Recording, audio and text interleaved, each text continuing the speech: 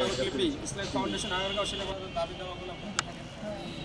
হচ্ছে এই বৈষম্যহীন আমরা আমাদের জীবন দেখতেছি। আমাদের সবার প্রাণীর দাবি আমাদের গেটটা বাস্তবায়ন, যে গেটটা প্রস্তাব করা হয়েছে।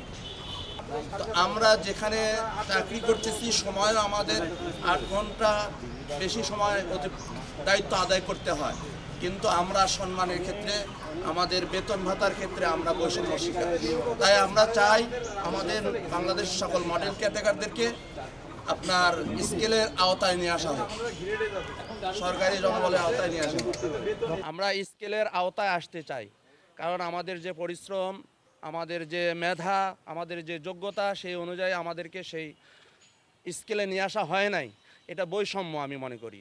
আমরা সবাই এটাকে বৈষম্য মনে করি। আমরা বৈষম্য দূরীকরণের জন্যই 4ই আগস্ট আন্দোলন করা হয়েছে। যদি এখনও বৈষম্য থাকে তাহলে তো আমরা এই আন্দোলনে দেশকে স্বাধীন করার কি সার্থকতা থাকলো। তাই আমরা সকল মেডিকেল কেয়ারটেকার রাজশাহী বিভাগের পক্ষ থেকে আমরা জোরদার আবেদন জানাই যেন আমাদের দাবি দেওয়া পূরণ করা হয়। আমরা আমাদের যে দায়িত্ব পালন করে আসছি, আমাদের যে শিক্ষা কেন্দ্র পরিদর্শন সহ অফিস সকল দায়িত্ব পালন করে আসছি। 8ম পর্যায় প্রকল্প আমরা যতদূর জেনেছি আমাদের জন্য একটা স্কেল প্রস্তাবনা দেওয়া আছেন। এখন আমরা যতদূর জানি আমাদের ফাইলটা অর্থ মন্ত্রণালয়ে আছেন। আমাদের দাবি একটাই, স্কেলটা যেন বাস্তবায়ন হয়। কারণ আমাদের সাথে একই সাথে নিয়োগ আমাদের মাস্টার ট্রেনারগণ, ওনাদের আজ থেকে প্রায় 10 বছর আগেই স্কেল বাস্তবায়ন হয়েছে। ওনারা গেটভুক্ত বেতন এবং সকল সরকারি সুযোগ পাচ্ছেন। কিন্তু দুঃখের বিষয় যে আমাদের একই সাথে নিয়োগ হবে, আমরা আজও পর্যন্ত আমরা গ্রেডের অন্তর্ভুক্ত হতে পারিনি। তো আমাদের সর্বনিম্ন আমাদের যে যোগ্যতা, আপনারা জানেন যে আমাদের সর্বনিম্ন ডিগ্রি পাস, এরপর মাস্টার ডিগ্রি, অনার্স মাস্টার যোগ্যতা সম্পন্ন আমাদের সহকর্মীরা আছেন। আমাদের একটাই দাবি যে আমাদের সর্বনিম্ন যে যোগ্যতা অনুযায়ী স্কেলটা বাস্তবায়ন অবশ্যই যেন 8ম পর্যায়ে আপনাদের মাধ্যমে আমাদের ঊর্ধ্বতন কর্তৃপক্ষ মহোদয়ের দৃষ্টি আকর্ষণ করছি।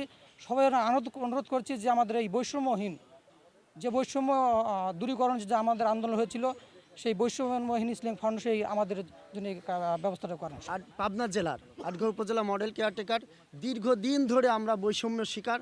আমাদের পরিবার পরিজন নিয়ে এত কষ্টে আছি। উপরে দেখা যায় যে ভালোই, সবাই মনে হয় জানে যে এরা যথেষ্ট সম্মানই পায়, এবং অনেকে ভাবে যে ইউনো স্যার থেকে শুরু করে অনেকেই জানে যে আমরা একটা সম্মানজনক অনেক ভালো বেতন পাই। কিন্তু আমাদের অবস্থা এমন যেটা বলার মতো না, আমরা বলতে পারি না।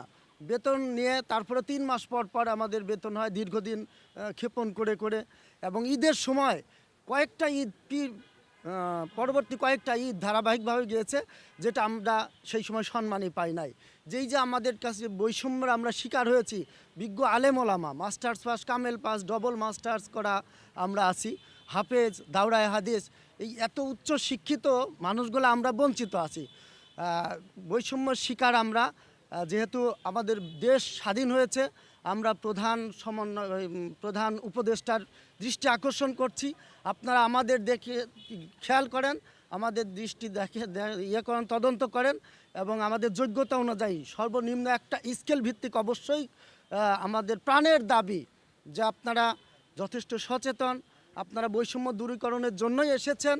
আমরা আপনাদের কাছে উদারত আহ্বান করি আপনাদের মাধ্যমে যে আমাদের এই বৈষম্যটা দূরীকরণ করে আমাদের পরিবার পরিজন এবং আমাদেরকে অর্থনৈতিকভাবে আপনাদের ডেভেলপ করার জন্য আপনাদের একান্ত অনুরোধ করছে, আমাদের বিনীত অনুরোধ। আপনারা আমাদের এই অসহায়ত্বকে দূরীভূত করার জন্য আপনাদের কাছে একান্তই সাহায্য প্রার্থনা করছি এবং আল্লাহর সাহায্য কামনা করছি, এবং আপনারা যেন এটা করতে পারেন আমরা দোয়া করি। সকলে বলি আল্লাহুম্মা আমিন।